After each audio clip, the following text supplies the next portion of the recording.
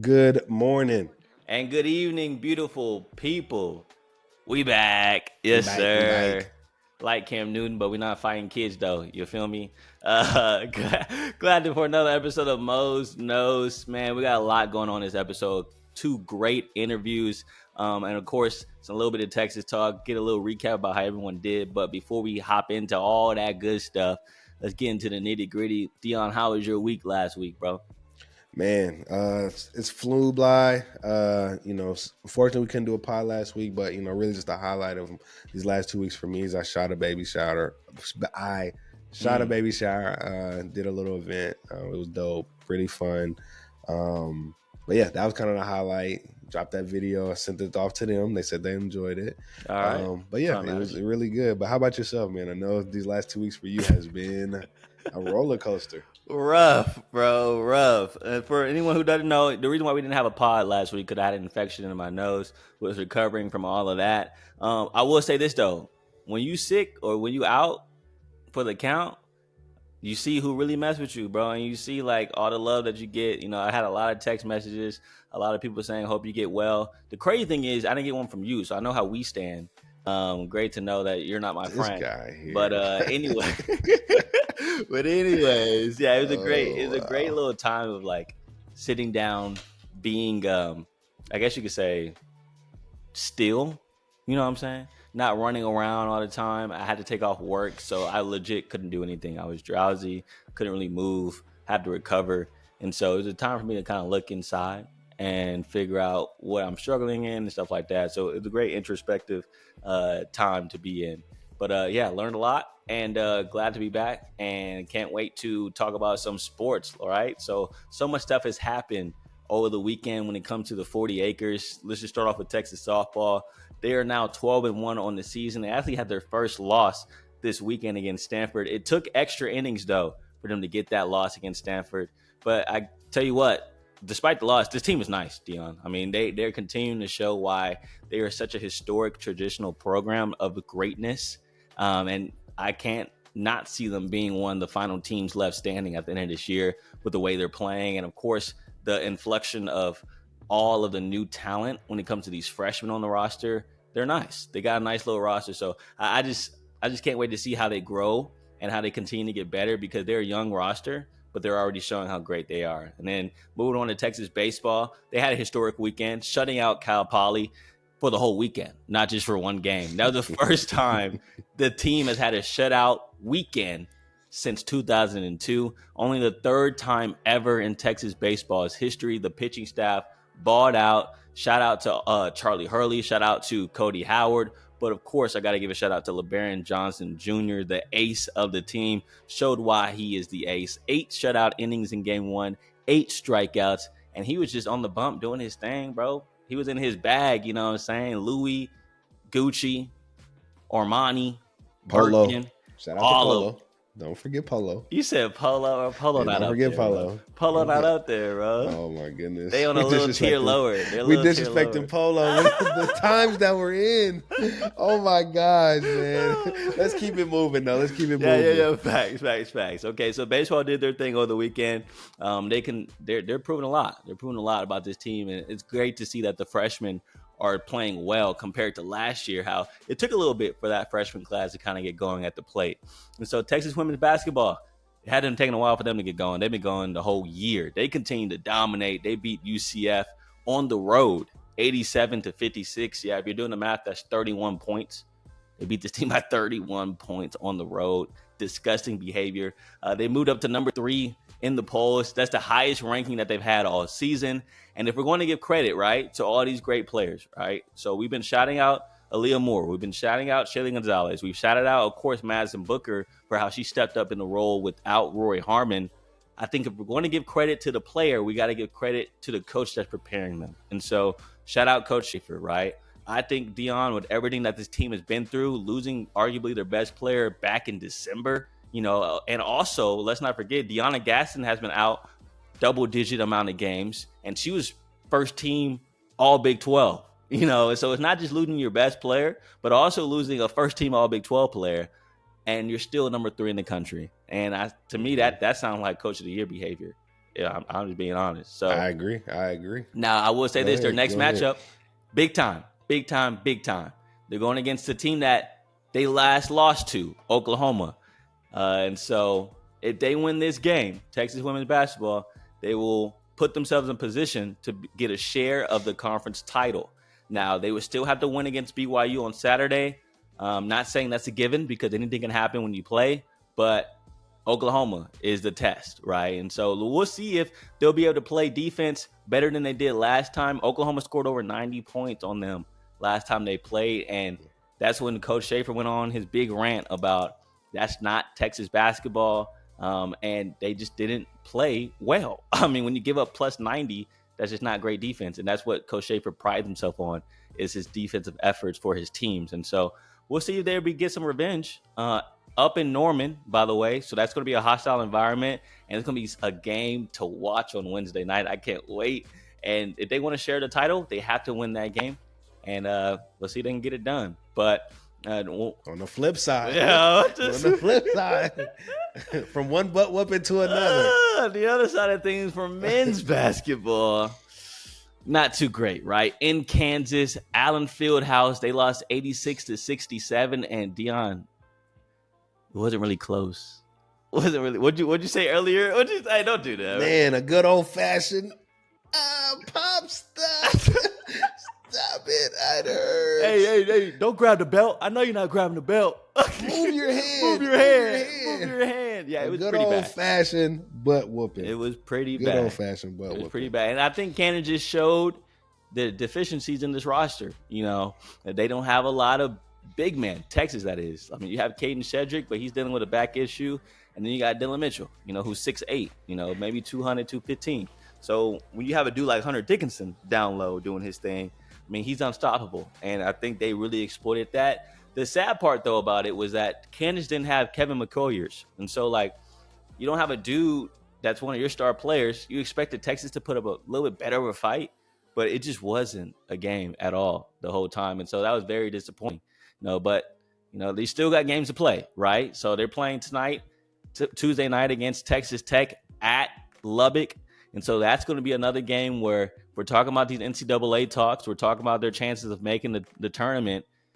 They're going to have to win, at least 2 more games. Now, they could be Oklahoma State and Oklahoma and be fine. But winning against Texas Tech almost automatically puts you into the tournament. And so I think it's a must win, in my opinion. And so to dive a little bit more deeper into this conversation, our first interview is up. We are with the 247 writer, my guy from Florida, you know what I'm saying? So he got a little edge to him. And he also got, once you see this dude, you're going to realize you don't want to mess with him, all right? You got the cutoff sleeves, got the biceps that are bigger than my head. So if you want to talk trash, you want to say something about his posts or his articles, I would think twice. But we got my guy in the building, Eric Henry. I hope y'all enjoyed this interview.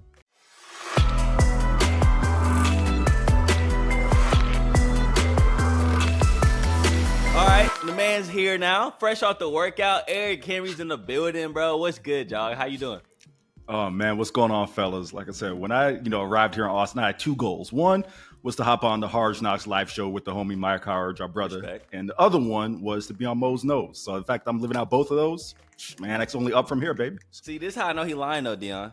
Because when he got to Austin, Mose Nose was not created yet. So, he already caught That's crazy. Yeah, caught you. But I ain't going to say nothing, though, because, you see the muscles. So, I don't want no smoke. We're going to say it came to him in a dream. Like, oh, yeah, I just know. Listen. See, what you don't realize, Corey, is I know the backstory behind Mose Nose. That is true. I know the backstory behind this. I know this was always a possibility.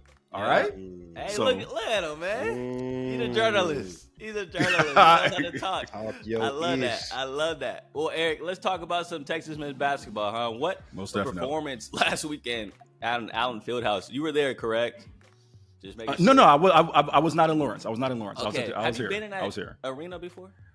I haven't. It's funny when I got the gig, initially I was like, all right, I'm going to have basketball. Hopefully it should be on the travel plans. But of course, Texas football showed out and really ate into the travel budget. So then we had to back off of a couple trips. So that one got nixed. But hopefully sometime, they've talked about renewing that series. So maybe sometime in the future, we'll see.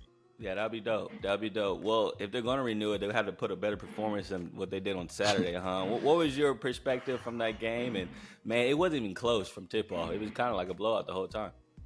Man, it's just really two things. And when you look at this Texas basketball team all year, I mean, especially, Corey, as we've gotten to conference play, it's been a lot of Dylan Dessou, a lot of Max Abmas holding down the scoring, right? And I've written about it. It's what's going to happen to this team if and when those guys get taken out of the game. And there just wasn't much offense elsewhere, right? So that's step one. Step two, listen, you love DM. Dylan Mitchell's our guy, of course, Tampa, Florida. So, as a Tampa native, that's my guy right there. But you don't have the type of size down low, whether it's him or Caden Shedrick, who's been banged up. Brock Cunningham, God bless him, he's 6'5", 6'6", tops, to contend with Hunter Dickinson, who's 7'1", 250, that real throwback center, is going to get the ball in the post and be like, yo, watch me work, right? So those are the two things that, points in the paint, if my memory serves me correct, it was something like 52-18 in advantage of Kansas. So those are really the two things. And, RT, talk about the physicality and toughness. And that's really kind of been the thing he's been harping on, really, since the Houston game, right, is being more physical and being more tough. So they got a quick turnaround because they got to go to Texas Tech. Actually, that game's being, it's happening today as we're taping this. And you're going to need some wins. Right now, depending on which prognostication you're looking at, Texas is on the bubble. So they need wins in the worst way to really kind of lock down that spot in the NCAA tournament. Man, it's almost like you're looking at our questionnaire sheet because, man, you just typed on a bunch of topics and now we're about to ask you more about it. Let's get a little more in depth. Hacked this or what? The one thing I wanted to speak about on how you kind of just hinted at it, this physicality nature. You also just wrote a piece about that, about how Ronnie Terry spoke about that. And, as you mentioned, he's been saying that since, like you said, the UH game. And so why do you think that has been a problem for this team throughout this season of not being tough enough or not being physical enough to win these Big 12 games? Listen, I have a lot of respect for Rodney Terry, and I'm not going to be amongst the group that's like, oh, fire Rodney Terry. I don't believe that, right? The guy we saw, right? We saw what he did last year. He's 1 year into his actual tenure as the head coach. However, fellas, what you can't ignore is just the construction and makeup of this team is one that it's more of a finesse team. Let's just call a spade, right? When you bring in a Max Abmas, you bring in an IT Horton. Those are shooters, right? Brock Cunningham is a guy who, again, dirty work, grit, grind, but he's not, he's 6'6", 225, 230. They don't have any real bangers on this team. DM, Dylan Mitchell, 6'8", 215 tops, so in terms of physicality and toughness, I'm not saying this is a soft group as much as I look at the makeup of this roster and where they really were hurt was Caden Shedrick, right? So Shedrick was a guy who's 6'10", 6'11", 230, come from Virginia. Anyone who knows about Virginia basketball, they had defense first, second, and third, then worry about offense. But when he got banged up, first he was coming off the offseason shoulder surgeries, and then he suffered that back injury against Texas Tech. That was supposed to be your main banger, right? And you can't really bang if your back is out, right? It's your lower back. So that's the pause. I guess double entendre. I guess the line. I was good. I guess I was like, man, we gotta. I guess double entendre, right? But and you don't really have someone who can be that physical presence down low, especially with a back injury, right? So in my mind, when you talk about the physicality and toughness, it's just a matter of not having the guys to do that. And then with Hunter Dickinson down there, throughout the game, he was getting whatever he wanted. It was barbecue chicken, with anybody he went against in the post. And the thing about Hunter, he doesn't just bang down low. You know what I'm saying? He also has the finesse shots. He has the mid-range. Sure. And so Shedrick got a taste of all of it. And it was a tough matchup, right? It's a tough assignment to try to guard someone like that. But like you mentioned, he's the only guy that could have easily that could have even matched up with Hunter Dickinson. So that's the problem with the roster, right? If you only have one dude that can do it and the one dude that you got has been having back problems the whole year, it's not a good recipe for success. And so now they have to have success for the latter part of the schedule. And Dion, I know he had a question about this upcoming matchup. Yeah. Is tonight's game versus Texas Tech a must win? All right. So I'm gonna give you what I believe is the answer, and then I'll give you kind of what the prognostication is saying. Okay. I think it's a must win. I don't feel comfortable if you say the two wins that Texas could get to close out the year are Oklahoma State, which is last in the Big 12, and Oklahoma, which has been a seesaw team, and just feel automatically comfortable enough to say that's going to get you into the tournament, right? Now, if you flip it and you look at the prognosticators, whether it's ESPN or CBS Sports' Jerry Palm, who works for us with 24/7 as well, they all say that Texas gets in if they go 8-10 in the Big 12, right? Which requires them to get 2 wins. But like I said, I just don't feel comfortable enough with those 2 wins just being Oklahoma State and Oklahoma. If you can get a Texas Tech, which just lost to my alma mater, UCF, but prior to that, they were, ranked 23rd, 24th in the nation. If you get that type of win, then that, in my mind, really solidifies. You get that and, of course, the second win. That's a win that really solidifies you in my mind in terms of being a NCAA tournament team. Now, really quick, I'll throw this out to you really quick. Yeah. You go back to recent history. 2022 Mississippi State, they went 7-11 in conference play, got smoked by 39 points in the first round of their conference tournament. They still made the tournament. You go back and take a look at Tyrese Hunter's 2021 Iowa State team. They went, I believe, 7-11 or 8-10 in Big 12 play, only won 1 game in the conference tournament. They made the NCAA tournament as well. So there is recent history of teams that go sub 500 in conference and still make the tournament. But again, it really depends on, how deep the league is and just where those wins kind of fall. And those teams that did make it didn't have success in the tournament. Well, no. Tyrese's team went to Sweet 16. Remember that? Okay. Yeah, but Mississippi State got bounced in the first round. Dion, you about to say something? Yeah, and I was going to ask, with it looks like a tough week for Texas. You want to be trying to peak and play your best ball towards the end of the year, and we kind of spoke about some of the things that they're missing. I mean, do you think this is a tournament team? Do you think they could do any kind of noise in the tournament? Man, Corey, I can see the look on his face. No. This is what I'm gonna say, right? Because Corey, you've been in the house when they've played arguably the best basketball, right? Baylor against Baylor, yes.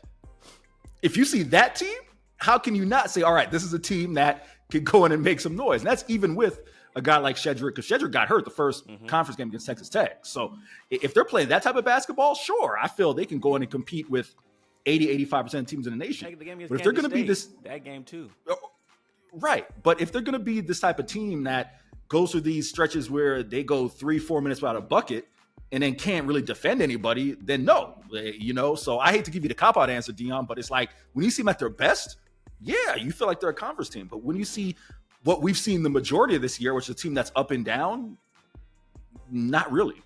And you can't do that in a tournament. You got to be up every single game. And facts, so that's the big question of you can't go one game good, one game bad, because it's not double elimination when it comes to March Madness. So yeah, I think that's going to be the biggest question: is can they find consistency?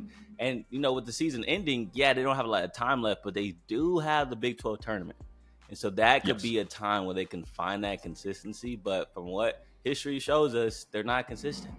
And you just can't do that in the tournament. And I think they get in, for my honest opinion. Yeah. I think they've been getting in the whole season. I don't know why there's always been conversation of will they make the tournament or will they be in the NIT. I think they've already proven with that win over Baylor. I think that was a big-time win for them to kind of get them into the tournament. But what they do in the tournament, I don't have any faith. And so I will say I think they get in for sure, whether they win tonight or they lose tonight. But I do think that seeding that they get, we could be talking about a 13th seed, maybe a 14th seed by the ends of it, depending on how they're doing the Big 12 tournament. So I don't know. It's going to be really interesting to see how the end of this year goes. But you mentioned being a UCF alum, so I got to ask you, man, how was that win when they beat Texas? Were you like low key, like, yes? Nah, it's what's funny? What's funny is everyone asked me that question, especially when UCF joined the Big 12, right? And this is going back before we knew the football schedule, right? So it was like, oh man, what if UCF plays Texas in football, blah, blah, blah. Here's the thing, Corey, this being professional, right? Like, listen, I make my payments to UCF every month, these student loan payments, all right? Like, rooting for UCF ain't gonna enhance my paycheck anymore, right? True, so, in terms of personal pride, I mean, sure, I want to see my school do well. Like I'm not even gonna deny that, right? But as a professional, yeah, like it's just like this. How can I walk in and face Rodney Terry in the face, or Dylan Mitchell, or Dylan Dessou, or Sark, or Quinn Ewers, right? If I'm rooting, raving the UCF flag, right? Exactly. Like that's, you can't be taken seriously in the job and do that. So you put the rooting aside when it's facing the team that you cover. Now, of course, outside of that, yes, absolutely root for UCF. But low key, I was more, and I can't remember if you were there for that game, Court. I was more shocked at the way the post game played out than anything else. Yeah. Viral. Yeah, it just happened to be yours that had the whole viral moment. Exactly. Hey, but look, I think that's what lit the fire for the Baylor game. So sure, so no you doubt. have a hand in part of it. No doubt. That's not I gotta say. I'm not gonna take that credit, but so as we know, like tonight against Texas Tech, big time matchup. Yeah. Must win. I think it is low key a must win environment though. You know, going down to Lubbock, them boys been camping out since Saturday. You know, so right. They definitely want this dub. And you know, with Texas Tech being a quote unquote little brother, you don't want to get beat by your little brother the last time playing them. So it's gonna be a good matchup because Texas Tech ain't no punks, bro. They nice and they came down at the Moody Center and beat the crap out of Texas. So it's like, do you want the revenge or not? And so it'll be interesting to see how these boys bounce back against Texas Tech tonight. And so we'll be talking about that next week. But something that we didn't get to talk to last week because boy was out sick. The All-Star Weekend. You know, you're a basketball guy. You love hoops. Yeah. What was your opinion about All-Star Weekend? Oh, man. Good things, bad things. I know the big size crazy. That was a size crazy. Bro. The spanner. Bro. What's up, bro? So here's the thing. Like I'm 32 years old, right? Like I'm not 50, but I'm old enough to remember when dudes at least tried. Mm-hmm. You know what I'm saying? Like I'm old enough to remember when it was like, all right, first 2 quarters we gonna mess around. Third quarter we might, pick up a little bit. Fourth quarter, all right, like we gonna. It's not treating like it's the NBA Finals, but we're gonna at least try to play defense. So I guess I'll work in reverse. I'll start with the game and then work in backwards into everything else. So I get both sides, right? Because as a player, there's no real incentive for me to go out and play hard, right? You can get injured. There's no incentive for it. But what happened to just like that pride of like, yo, I'm the 2 guard from the East, right? I'm, Anthony Edwards, and I want to go show Tyrese Halliburton, like, nah, I'm better than you in the pecking order. You know what I'm saying? Like that to me is what matters, right? And the fact that we can't get any of that, and Luka and my boy Jokic, they out there like, yo, we made it from the old country. Facts. We here in America. We're not here for y'all entertainment. You know what I'm saying? Like, which again, I can respect. Like, but at the same point in time, it's just I just miss the days of I'm from Florida, so I miss the days of T-Mac being on the East and want to go up against Kobe in the West, or like insert matchup like Shaq versus whoever, right? So that's the first thing, and working backwards into like even bro the skills competitions, that disappointed me too, because I saw dudes legit was like, yo, we just go like, bro, they were not going any harder than you or I or Dion could go out there. Well, like Anthony Edwards out there shooting with his left hand, like left hand, bro. That's legit. That's legit. I don't care. Literally. Like I don't care. Like right. So it was. I'm not. It was disappointing, yo. Like I'm just gonna keep it real. It was in the dunk contest. I mean, we can't rely on White Mac, to save the dunk contest every year. You know what I'm saying? Like we got two-time champ. Wait, what you mean? You talking about Jaylen Brown, the Michael Jackson? Y'all wasn't feeling that? Come on, bro. He is not beating the random ass glove. He's not beating the random ass glove, bro.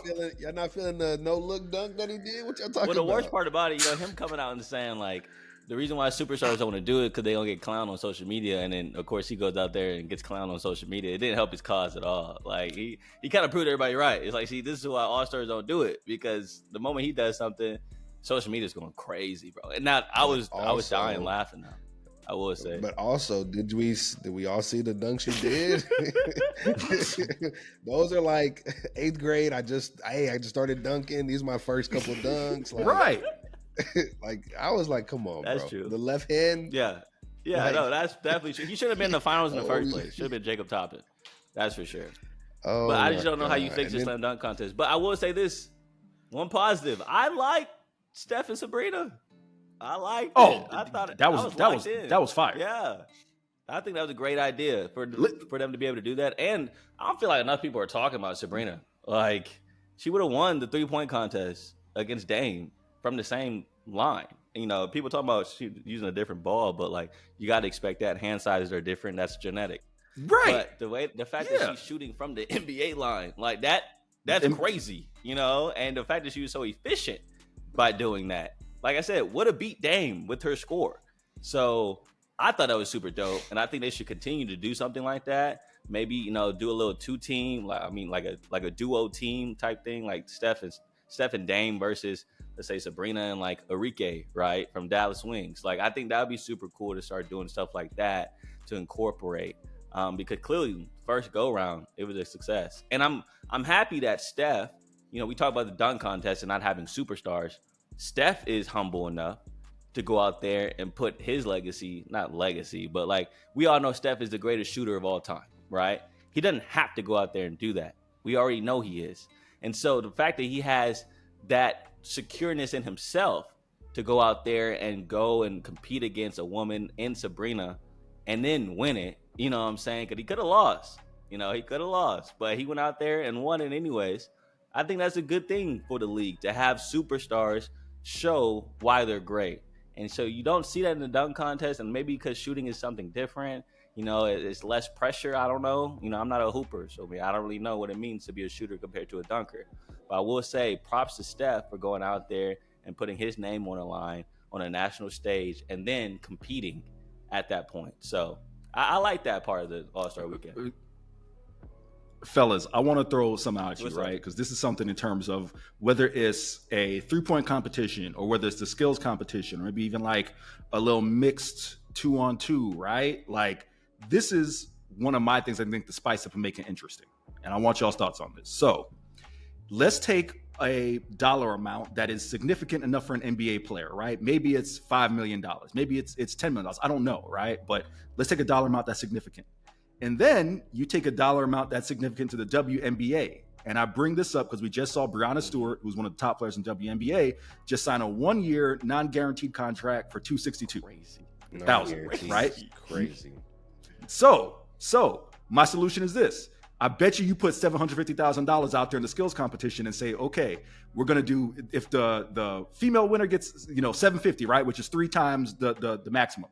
And then you find a number that's comparable for the men, right? So we have both people incentivized to do better. I bet you if we just appeal to the male ego of not necessarily wanting to lose, because we know if I put Skylar Diggins or I take Sabrina or whoever, put them in a skills competition, they're going to be busting their ass for that $750,000. It's not going to be we don't know. I saw dudes in the skills competition. Oh, the referee tell them, you got to come back and do it this way. Nah, the women are going to know which way to go because they're trying to get this money, right? I'm just saying, let's incorporate more of the WNBA because the WNBA All-Star weekend doesn't get the same shine. Incorporate that more to the NBA All-Star weekend. Put some ante up there and let's have at it. Like that's something I think could be entertaining. And you saw with the in-season tournament, LeBron even said it. Yeah, like, hey, there's money on the line. That's why I'm hooping. Like it doesn't matter about like they already got bread. You know, some people say that like, bro, they already got millions of dollars already in their contract. They don't care. They just want to get more bread. I mean, they're all businessmen at the end of it. So, like, if you put money on the line, saw the in-season tournament, ain't no reason the Indiana Pacers should have been in that championship. But guess what? Them boys was hooping. Like, they wanted the bread. So, like, same thing with the Lakers. Lakers aren't a great team. You know, they're 9th seed in the West right now. And so, same exact reason. They wanted the bread. And so, if you put bread on the line, I feel like it does make a lot of people more interested to want to compete. And so, I think one thing with your philosophy, though, Eric, there's no girls that are going to be in the dunk contest. So how do you still fix the dunk contest? Right. I have a proposition. What if? Okay. And this is something that I've been hearing on the streets. You know what I'm saying? The winner of the dunk contest gets his own shoe. What do you think about that? Need a shoe company to sponsor it. Nike, Adidas, Jordan. But then they get their own signature shoe for that year. Okay, Dion, I'll be quick. I like it. My only thing is we got to have superstars in it though, right? Yeah, because exactly. But a lot of superstars don't because have we their can't own go shoe. back to There is superstars that don't have their own shoe. But I'm old enough to remember the days of the Spreewells with the Dadas with the spinning rims in them and the things that it was you know, it's like not every signature shoe is a signature shoe. You know what I'm saying? So that's my thing. Like it's got to be superstars, because otherwise I don't want no Scotty Barnes signature shoe. Like, yeah, especially after the stuff he was doing. Hey, his allegations I don't want that. The way they talk about him, bro. Like, the CTE for him is, man, and there's some clips that don't help his case either. You saw him talking to Giannis, that clip of him talking to Giannis? You're right. Yeah, like, what are you talking about, bro? Makes no sense. Okay, so what about, like, you know how NFL has, like, the Man of the Year patch? What if you had, like, a slam dunk contest patch, or, like, a 3-point contest winner patch on your uniform for the rest of your career? I think that's kind of dope. Oh, okay. Yeah, but look, man, we've already established it's only money that these guys are going to care about. So I don't think that, the stuff that looks cool, they don't care. So it has to be money driven, is what y'all saying. Yo, I don't know if y'all saw this. What and I'm being sarcastic but low key serious. I saw a tweet that said they got to, like, basically hold Zion hostage, saying he got to compete in the dunk contest or else his DM's gonna get leaked. Like. Competing immediately. Like, there got to be some type of incentive, bro, because he will be there ASAP. If he's messing with Mariah Mills, I can't imagine the type of chicks that he's trying to DM, bro. Like, I can't imagine. Chill, guys. He's a father. Chill. He's left that alone. He's left that life alone. Shut up, bro. What are you talking about? Shut up, bro. Oh my goodness. All right, let's move into something else I'm really interested to hear about, though, Eric, about you. Just you personally. Yeah. I know, I be seeing all the pictures from, your nice little view out your apartment. You got a little drink in your hand. Well, I'm just interested, though. What's your go-to after work drink? I have two. Depending on time of day, I'm a big espresso martini guy. I actually got put on that when I was in grad school. Long story short, worked at a cocktail bar in Chicago, and that guy put me into espresso martini game. So either that or really, I'm a big old fashioned guy. Something that's kind of chill. I've been trying to get into, like, I kind of left the vodka behind once I hit 30, because that kind of bring out a different version of myself. But I've been trying to get into more of like, bro. Start saying jit. Yeah. Dion knows, yo. But I've been trying to get into, like, more vodka drinks, especially since, especially Austin summers be hot. You know what I'm saying? So you want some, like, refreshing, but those would be my two go-tos. Yeah, I saw the little milk stout that you tried. 1 out of 10. What'd you think? Yeah, that was cool. That was cool. Nah, it's Kentucky Bourbon Barrel Ale. I will take the sponsorship if it's available. If not, then y'all take the free publicity. But it's a dope beer, bro. Like, I would say it's the honey ale was actually my favorite. I put that as a 9. The milk stout, it's a little heavy. Like I said, that probably would feel better like wintertime. It's warmer outside. You want some little refreshing. But it still was good, though. All right. Still was good. I'll take the recommendation. I'll try it out myself and let you know. And one last thing before I let you go, bro. I got to ask this question because I was intrigued when you posted this tweet about how at one press conference there was a conversation going on about a certain situation that you could be in, right? You can get a $1 million. Okay, yes. No strings attached. So here are listeners. Listen to this. You can either have $1 million, right? No strings attached. You just get $1 million. Boom. You're $1 million richer. Or you can do a coin flip. And if you guess right, you get 50 mil. If you guess wrong, you don't get nothing. So do you rather just take the mil with no strings attached or take your chances and try to get that 50 mil? Now, I got to know, bro. What was your choice? What was the correct choice? My choice was the correct choice. Listen, like, before, give me 30 seconds to just air out, a certain member of the awesome media, Danny Davis, who somehow, Danny Davis is living better than us, all right? This man acted like it wasn't even close. Was like, oh, you flip the coin for the 50 mil, no problem. And then he had the nerve to say, fellas, that he's like, oh, you can't even buy a house in Austin for $1 million. Wow. I said, hold on. I didn't know that the Davis household was doing that with that. Like, you can't afford a home in Austin for $1 million. I didn't know we got to live like Sark.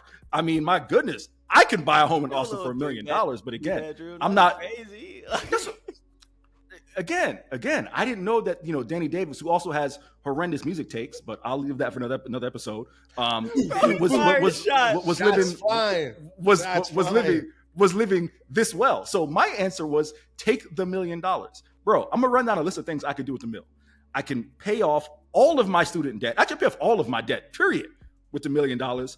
Still have enough to put down a little down payment on a nice home, if not buy it outright, and pay off my car. What else do you need? You still make your bread. Like, you still make your bread. And it's a for sure thing. It's a for sure thing. And it's a for sure. Dion, what did I say before? The only people who took this? What was my choice? Yeah. We taking $1 million? We taking $1 million. I'm taking $1 million. And you know what I noticed, fellas, is everybody, again, I'll just set the line of demarcation at my age at 32. Everyone under 32 took the $1 million. Everybody who was over that, they was over there, got the time to take these chances. Nah. See. They went to college when it was $9.99, to go to college. Like, not for us, I'm just being real. When it was $9.99, when it was $9.99, and you could get a whole, and you could buy a whole house for $200K. Like, we're not of that era. We need the bread What I'm saying? So we need the bread now. Like, and we don't need no type of risk involved. And so I agree with you, dude. Like, $1 million can go a long way in this era that we're living in, especially the way we kind of like know how to use it.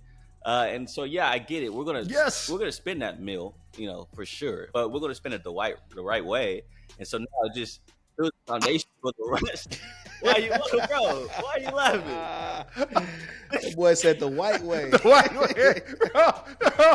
Bro, that's what got me. I was like, damn. No, that boy's funny. Said the right way. My apologies. I was like, Corey, you was thinking about this one, weren't you? I know you didn't mean to say that, but that's even a funny joke. I know. We about to go to Texas Tech tonight. I got to figure out what we're gonna do out there. Let me chill out. But yeah, so I just think that with this $1 million, you can do so much with it. I understand you have the $50 million option just dangling in front of your face, but at the end of the day, I just want the $1 million. I don't want to risk it because I'm gonna be mad. I'm gonna be pissed if I lose that coin. Yes. And I knew I could have had the $1 million on the back end. So I agree with you, dude. Take the $1 million, run away with it. You're right. I was interested to know what your answer was because I was like, well, he thinks he's the only correct answer. So whatever answer he is, I hope we're on the same page. Yes, sir. Yes, sir. Eric, man, this was a pleasure. Seriously, we got to have you back on. We really appreciate your vast knowledge. I mean, this is awesome, great, dude. I appreciate you taking the time out. I know you had to get the workout in first, and so I appreciate you getting the workout in earlier than expected to hop on the Mose Nose Pod, bro. But as always, I can't wait to see you again. I know we talked about it, but it's been a minute since I've seen you face to face, so hopefully I get to see you soon. No, listen, always a pleasure to hop on with y'all. Corey, we've had some conversations, not even regarding like sports, just things about life in general. Dion, would love to bring that here to the pod. We can chop it up anytime. And sure. Listen, I don't mind, moving my workout up a little bit. Anything for the Mose Nose. Respect, baby, respect. All right, y'all. Thank you so much, Eric. I'll talk to you soon, Doug.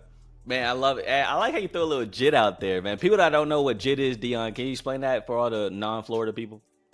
Nope, because I'm not from Florida. I don't want any smoke. But what did you know about the interview? Just like in Texas, they say the H word. I think that's how they say jit in Florida. But what I thought about the interview, I mean, it was a great vibe, man. It's amazing to be able to have a legend on the pod. He gave us a lot of dope insight on just everything Texas and really everything they're facing coming up this hill of, the prestigious March Madness. Mm-hmm. So I loved everything about it. What about yourself? Yeah, I mean, I like learning a little bit about his drink taste. I'm an espresso martini guy myself. I'm not gonna lie to you. When I go out to E6, that's my go-to little espresso martini. I feel like classy with it. You know what I'm saying? So think what you want. But I've only had one old fashioned in my life, and our boy Travis has made it for us. Made it for me. But I wasn't really that big of a fan of it. I don't know because Travis sucks at making old fashions or what, but I guess I have to try it again. I've never had a good old fashioned. Have you tried one? No, I'm not a drinker. I'm a water guy. So water and tea. Green tea. So yeah. Well, I got some more tea for you. We got some Texas baseball tea coming up because we got another great interview back to back, just like Drake. You know what I'm saying? We are joined now by Mike Hardge. Yeah, that's right. Former Texas baseball player, actually was drafted in the second round. He's like that. All right, he's like that. Now works for iHeartRadio at AM 1300. He's the host of the Hardge Knocks Life show. And so he knows a lot about hardball, you know what I'm saying? And we're not talking about the movie, even though that movie had a couple sad moments, but a great movie in general. We go into the ship, you know what I'm saying? But anyways, here's the interview with our guy, Mike Hardge.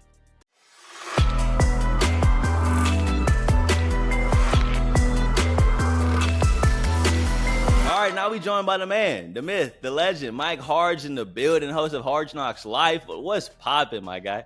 Man, I'm just excited to be a part of the crew, man. Thank y'all for reaching out and putting your boy on. I want to thank y'all. Since y'all going to hold up y'all's cup, yeah, hold up mine right there. Hey, you see how we do? Good humble flex on us. That's dope. Love that. I like it. Yeah, I like we it. just got done talking to Eric Henry, and he mentioned that he needs to hop on your show as well. So he showed you love, man. Just so you know. Yeah, I appreciate E. Henry, man. He's done a great job. I always give him a hard time because he just got on the beat covering the University of Texas. And not only do they win a Big 12 championship, they make it to the playoffs. And I'm like, it's all because of you, E. It's all because of you, dog.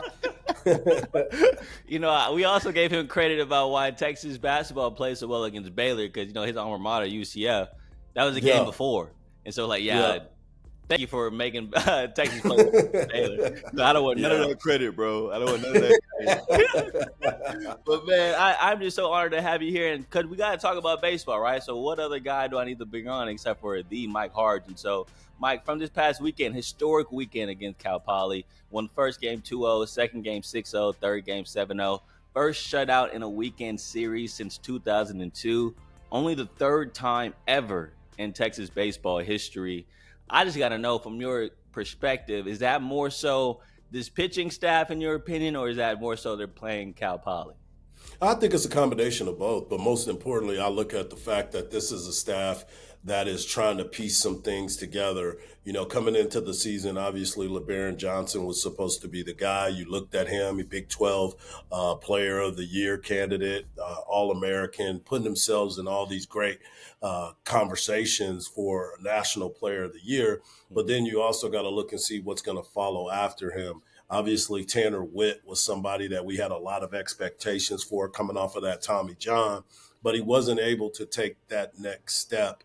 And now we're trying to figure out what his role is going to be and if he's going to be able to go. But then you look at a dude like Charlie Hurley to be able to step up and get that spot. And then Cody Howard. I mean, Cody Howard coming out of nowhere to be able to come out there and pitch like that. He might tell you it's not out of nowhere, but everybody else, when you start to think about it, you say, okay, this is a guy that David Pierce, who, by the way, now is taking over the pitching coach role along with being the head coach. That's a big pat on his back because this is something that the baseball team hadn't had happen for quite some time. So with LeBaron Johnson starting that off and being able to kind of lead this team, but you also got to have good defense behind you. You got to have timely hitting. So it was a total group effort this past weekend.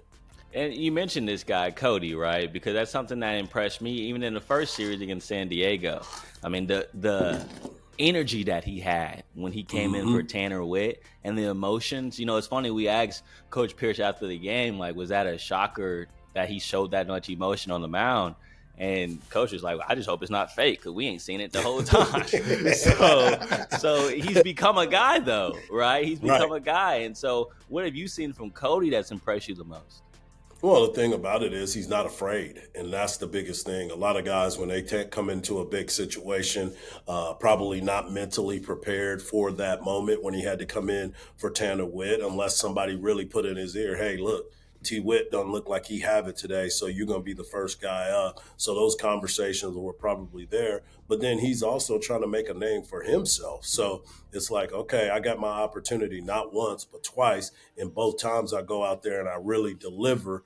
Now my swag is going to be a little bit different. And to your point, it ain't fake because he's bringing it every single time. And yeah, everybody always wants to look at the now, but you want to project and try to figure out, is this a guy that's going to step up? Think about the last few years of the opportunities that some of these guys have had and how they've elevated their game, and then they fill into those roles and they just kind of take off and they ascend to it. Some people are big or built for the moment. Some are not. It looks like Cody early in the season looks like he's built for the moment.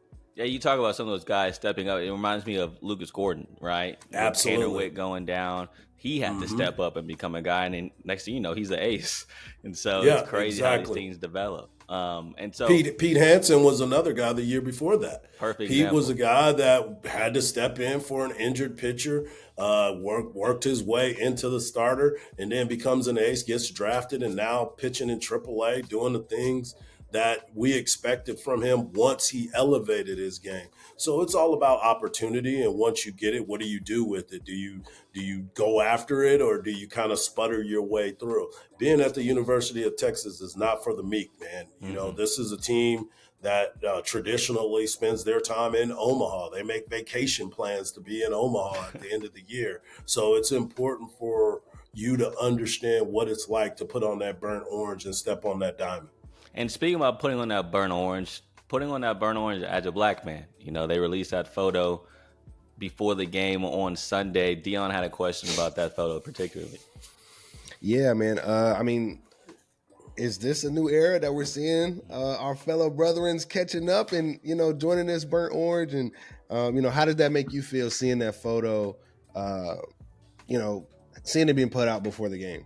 Man, it was beautiful to me. I mean, because for years, there was only a select few that were able to play at the University of Texas. For years, there were guys that signed to the University of Texas, but ended up getting drafted high enough to not ever attend the University of Texas. And there wouldn't have been a lot of them on the team at the same time. So when you start to look at it, and then you guys, you do your research, the numbers, it's declining when it comes to African Americans playing baseball. Everybody thinks that because you're Dominican, you're black. That ain't true. Yeah. It's true African Americans that are missing out on this because they're all playing football or basketball, or even some of them are running track or doing other things. So for that moment and to capture that, not only are they on the team, they're contributing.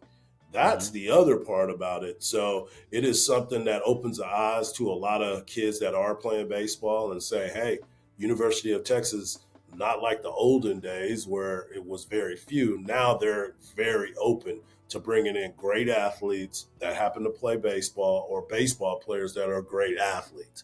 How about that? So that to me is the most exciting thing. And it opens up a lot of eyes for some kids that didn't think they would ever have a chance to play at the University of Texas. And you're right. They're contributing. LeBaron Johnson, what a masterclass of a pitching effort he had. 8 shutout innings, 8 strikeouts on that first game against Cal Poly. Yeah. And then you have a dude like Porter Brown, what he's been doing the last 2 years since he's transferred here to UT. But one guy I want to focus on is D. Kennedy, and the way he's been able to contribute as a freshman.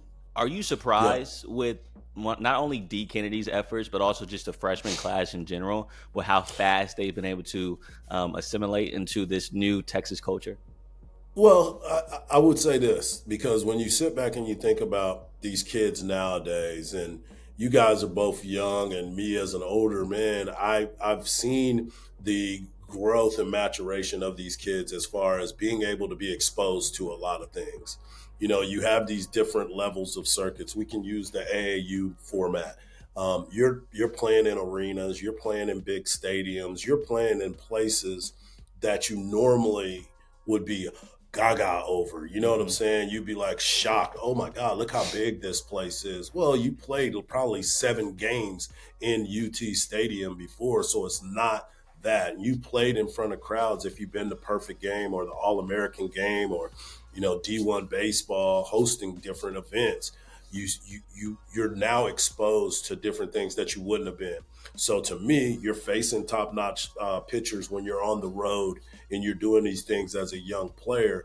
So to me, I don't think it's more of them being freshmen anymore because they've experienced so much. I think it's more being acclimated to the lifestyle of being a student athlete and adjusting to, let's be honest, a culture shock a lot of times when you're around some of these different places that you're like, okay, I fit in perfectly here and I'm making some things happen. So I just think a lot of these kids now are more mature than what we were a while back.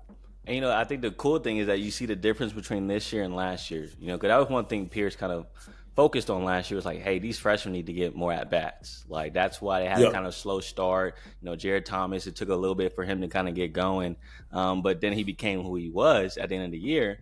But for me, I think it's so cool to see that these freshmen are already getting it so early in the season. And I don't know if that's something that they worked on this offseason or did they did something different, compared to last season. But heck, I don't know. But Dion had a question also about not just the pitching side, but the other side of things on offense. Yeah, so to you, Mike, give us your unbiased or maybe biased opinion on who has been the most impressive hitter on this roster this season. Well, I mean, it's been Peyton Powell, another kid from the 254, Robinson, Texas. I mean, he's a guy that has represented from his opportunities. We talk about the fact that a lot of times kids are waiting their turn. They're waiting their turn, and that's exactly what he had to do a couple years ago. And then when he got his turn, every single time from his freshman and his sophomore year, every time he came to the plate, he put a good swing on the baseball. He wasn't in the field. He came here as a catcher. Now he's the third baseman, but he's always had a great approach to the plate. But he had older guys and transfers that were playing in front of him, so he never truly got that opportunity. Last year, he got that opportunity, and he was knocking the cover off the ball. So I've been very impressed with his approach because it's so consistent. Another guy that really, I really love this kid is Jared Thomas. Yeah. I've met him in the elevator in Arlington last year when they were getting ready to play in the Globe Life Classic. And he could not contain his emotions about how excited he was to put on that jersey. And when he started the season off, he didn't jump off to the greatest start. But if you watch the way he grew and the way he continued to work, and then now I'm interviewing him right before the season opener, and this dude has gotten even more confidence because he believes in himself and what the work that he's put in. It's been an unbelievable transformation for this young guy. And so I'm really excited to watch him play the rest of this season and the rest of his time at the University of Texas. I'm glad you mentioned him because I hope Texas fans realize what is going on with that kid. I mean, because what he's being asked to do by Coach Pierce, not only be a powerful hitter, a consistent hitter, but also center field, first base, going in and out interchangeable. That's not normal for a lot of kids. And batting leadoff. And batting leadoff. You know what I'm saying? Like, that's not normal. Yeah. So I hope Texas fans understand, like, this kid is special. And so he definitely is. I mean, it must be cool to see that a guy that can be interchangeable in defense while also having that responsibility on offense and being so young while doing all of that. Yeah. To me, it's just so cool to see. Yeah, it's definitely cool to see. And he's somebody, too, that obviously I know a lot of people in the baseball world and a lot of scouts. And he was somebody that originally, when he came to the University of Texas, I kept watching him play first base. And I'm like, this dude, he moves too well to be a first baseman. He needs to be in the outfield. And he seems like he's an outfielder. Well, sure enough, I do some more research, reach out to my guys, and they said, yeah, he's a natural outfielder. And I'm like, and now he's looking that smooth over there at first base. I mean, he is a excellent baseball player. And he's somebody, too, that you can tell just eats up the game.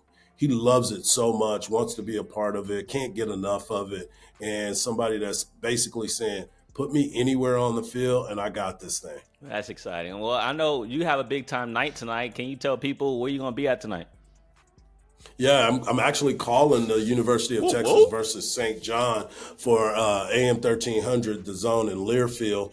It's an exciting time. It's the first game that I'll be able to do at the Dish this year. And I just love being at the ballpark, watching the baseball players go to work, watching the batting practices, watching them field ground balls. So I'll be over there early today to kind of take in the entire atmosphere. I'll probably walk over to that Yeti yard out there and check it out. I won't be partaking. I'll be partaking early in the day. Yeah. I won't be able to pregame. No Maso Ranchos but I definitely will take no Maso Rancho. I got a couple other meetings today, but I'm excited to be a part of the action tonight. So make sure you tune in 6:15 on AM 1300. The Zone is the pregame, and first pitch at 6:30. Myself and Cameron Parker will be on the call because we got basketball that's going on tonight. So the game will be heard on AM 1300. The Zone. And before I let you go, I gotta let you give you your props too. Where can people watch Hardge Knock Live? Make sure you tune in every day, Monday through Friday, 7 to 9 a.m. on AM 1300 The Zone. Make sure you follow me on Twitter and Instagram at Hardball Hardge. That's right. Your boy knows hardball. And you can check us out on YouTube as well on the Hardge Knocks Life, man. I want to thank y'all for having me on, man. I truly do appreciate it. I love what y'all are doing. I love the energy, and I love the vibe that y'all give to every single person that comes on. So keep it up, man. Appreciate that, Mike. Appreciate that. We appreciate you for taking the time out as well, Mike. For sure. And always represent the 255. Always, baby. Let's go. Hey, you saw how he was rocking the Texas hat too, though. I like that from Mike. Man, he had to show out. He made sure he pulled up with the hat. He's like, "Hey, we're recording." Boom. He made let y'all know what's good. Facts, man. I mess with Mike so hard, man.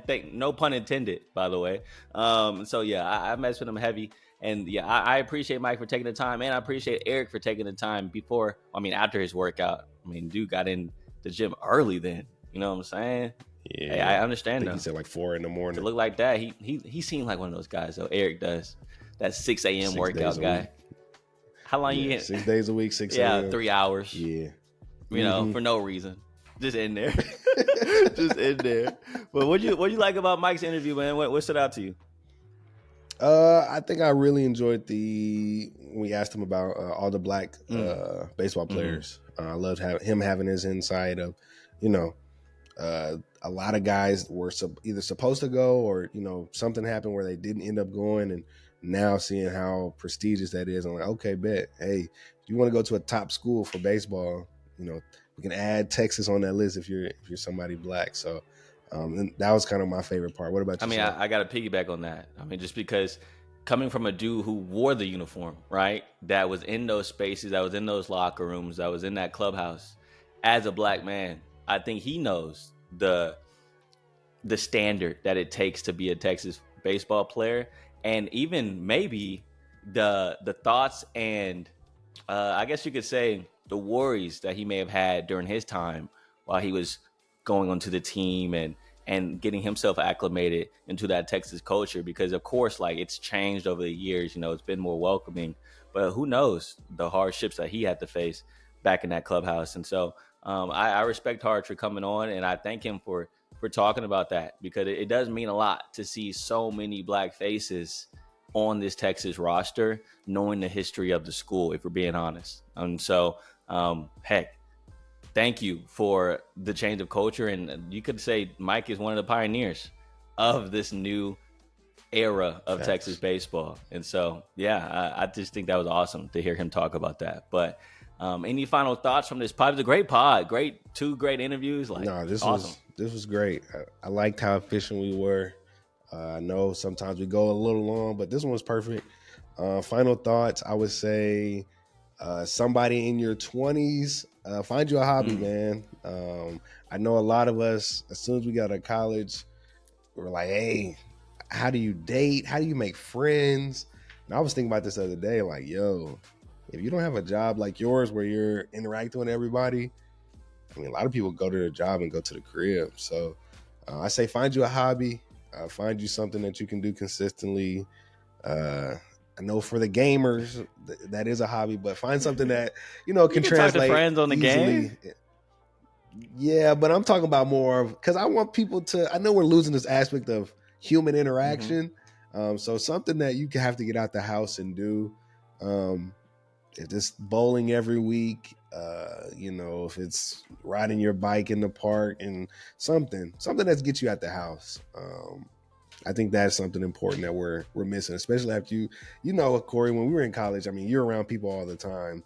And it's like, okay, hey, let's go to the calf. Let's go to the rec center. Let's go to watch this game. And as soon as you leave college, it's like, dang. In your cubicle. I don't have no hobbies. Yeah, I don't have no hobbies. I'm job, house. You know, maybe a friend will invite me into a club, but you know, club is kind of losing its cachet. Yeah, you gotta have a section to be at a club. You have to have, and as a guy, you have to have lots of money to be there. So, you know, find you a hobby. You know, I think I'm gonna pick up bowling. I know you said you're picking up golf. Yeah, with your pops. I am picking up golf. I appreciate you for remembering that. Maybe you are my friend. Yeah, Thank of course. I don't know why you would think not. But what about you, man? Final thoughts. Final thoughts. I think for me is embrace your uniqueness, right? I mean, God made us all a certain way for a reason. We're all special in our own ways. And so I really do think that a lot of people try to emulate other people, quote unquote celebrities. And I think at this point in your life, you got to realize that God made you this way for a reason.